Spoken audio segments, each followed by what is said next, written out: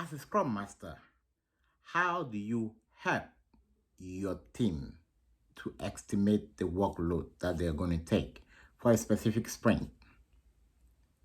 Hello, welcome to Scrum Chat Room. And this is where we actually bring you questions which you're going to obviously encounter in your next interview if you're interviewing as a Scrum Master and in your Agile career. So if you could go ahead and subscribe to this channel, we are going straight into the question and we are going to give you the detail on how you can answer that question.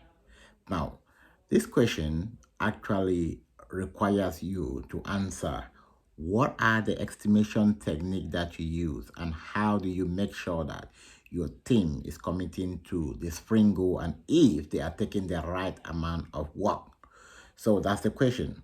Now, the first thing when you are asked a question like this, one of the best way to approach it is to put it in a situation, which is why as a scrum master or if you interviewing and looking for a scrum job, one of the things I'm going to advise you is that build case study. Even if you work in 10 projects, build about 2 case studies and only use those 2 case studies across your interview. What's the secret? The more you rehearse and the more you use it on the same situation, the more you become more confident.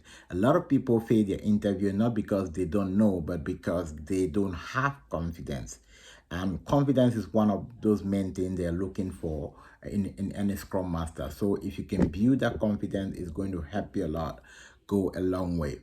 So how do you estimate the workload, the workload? Now, the first thing which I want to clarify is that workload within the Scrum framework, most especially in the in the using the agile methodology, we don't estimate it in hours. It's not how many hours. We don't estimate it in tasks. We estimate the workload in story point. How many story point can my team commit to? And the workload which a team can commit to is informed by the team velocity or by the sprint velocity. Now, the velocity is the average number of story points that your team is capable of completing based on the last 6 sprint or based on the last 3 months. If you're using a 2-week sprint, which most companies use 2-week sprint, it's going to be the last 6 sprint or the last 3 months. If your company is using a 1-month sprint, it's going to be the last 6 months. If you're using a 1-week sprint, it's probably going to be the last that's going to be last 45 days. Yeah. So we kind of take an average of the number of story points your team has been able to complete within the last sprint. That is what guides your team capacity. Now, your team capacity, or in order to estimate the work that your team can do within a sprint, there are 2 things you take into consideration. First, you want to know who is available. Are all the team members going to be committed to that sprint, entire sprint? Will they be available? Will someone be taking a vacation? Will someone be taking maybe time off? Are there people that are also working in other team? What amount of time are they putting in this team? Now, when you know the sprint velocity, which is, let's say, 28 story points, or let's say 40 story points, and one person will be missing, one person will not be part of your sprint, you can know what ratio to actually reduce from the entire sprint. Now, when we go to the estimation, most of the company, they use the poker planning or maybe the t-shirt size. If you come across that, we're going to talk more on that in a different video. But then poker planning is like one of the most popular way which many companies use. And the poker planning using the Fibonacci sequence help the team to be able to estimate what is the weight of each story. And you have from half, from 1, 3, 5, 8, 13, and up to about 100. And one thing I want to point out about the Fibonacci sequence in assigning, maybe giving a story point, half, a 3, a 5, and 8, doesn't really mean that a story point with maybe an 8 is 2 times or bigger than the story point with the 3. No, it simply talks about how easy, how relatively easy can the team complete that work in relation to the other. So the story point might differ. For instance, you might have maybe some work that requires so many steps, and the team decide to give it 3 story point, and have one that requires just 1 step, and the team give it 8 point.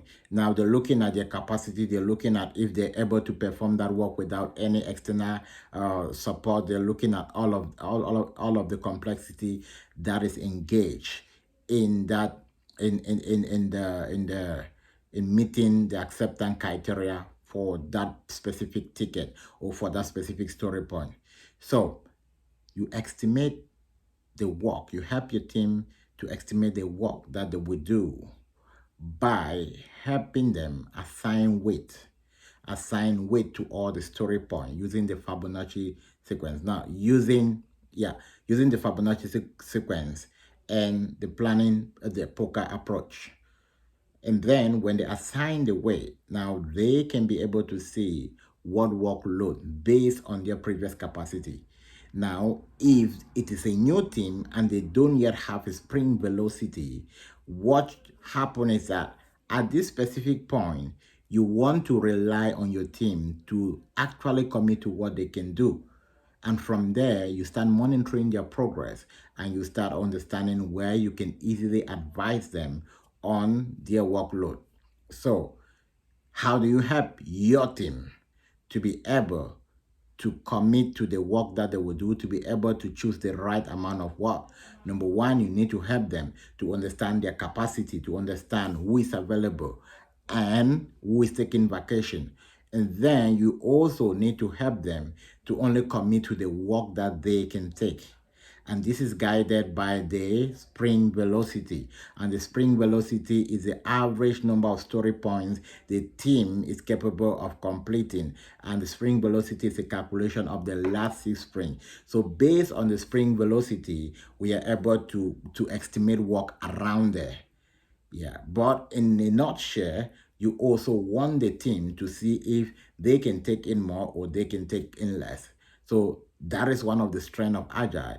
You let the team make a decision because you want your team to build the trust. Now, one of the most important pillars in Agile is building the trust and helping your team to be self-organized. So as a Scrum Master, you don't estimate. The product owner don't estimate. The Scrum Master only facilitate. The people who are estimating the work are the developers. Now the developer choose what they will do. Now the product owner goes to the backlog and give a guidance of what is the sprint goal. And the developer access that sprint goal based on the work they want to do and commit to it or say, oh, we need to change things around. So this is how you as a Scrum Master help your team to estimate their work by helping them make sure that they're sticking around their velocity, around the spring velocity, by helping them to make sure that they are not committing more, by helping them to make sure that if there's so much work that need external help, they should reduce it so that they should be able to meet up their goal, by also helping them to know that productivity is one of their most important points and communication with the